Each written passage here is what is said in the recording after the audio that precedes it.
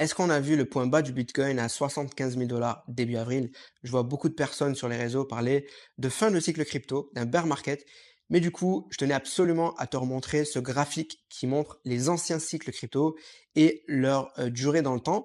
Donc notre cycle actuel, c'est en noir 2025. Le cycle de 2021 est en jaune et 2017, il est en bleu. Donc les gens, en fait, pensent qu'on est en bear market parce qu'on n'a pas profité de ce premier trimestre qui avait été favorable notamment sur le cycle précédent en 2021.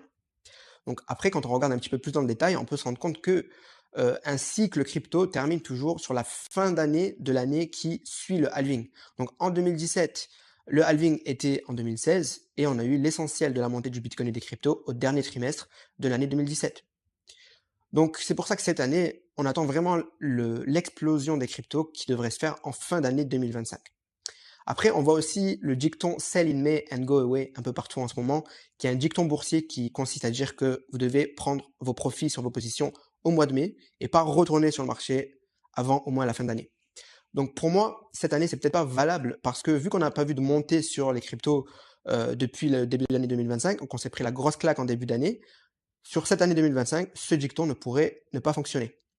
Après, quand on regarde la baisse du dollar, qui est un facteur notamment pour la montée des actifs risqués, la baisse du dollar continue, mais il n'y a que l'or qui en profite pour l'instant. Mais pour moi, à un moment ou à un autre, cette baisse du dollar va impacter directement le prix des actifs risqués. Il faut juste attendre un petit peu la levée des incertitudes.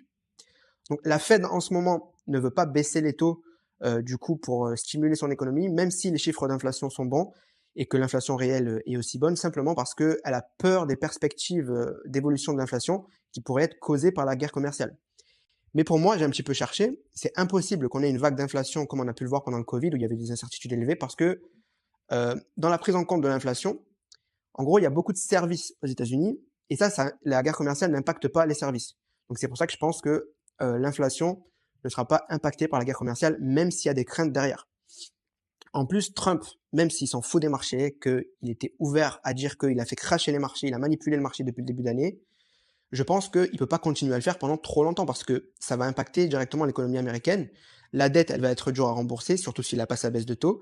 Et le dollar, il ne peut pas baisser trop non plus, même si là, il a bien baissé. Et pour finir, si on veut envisager un rebond sur les altcoins, donc toutes les cryptos qui sont en dessous du Bitcoin, ben, c'est Bitcoin qui doit donner le tempo et il doit redépasser sur le court terme 86, 88 000 dollars. Et si ça se fait, ben, il y a de grandes chances que ce qu'on a vu début avril, 75 000 dollars sur Bitcoin, ben, c'était le bottom, le point le plus bas de ce cycle. Donc je te recommande de rejoindre mon canal Telegram 100% gratuit où je te parle d'analyse fondamentale, crypto et bourse tous les jours. Je fais des messages vocaux pour t'informer aussi de l'actualité économique qui se passe en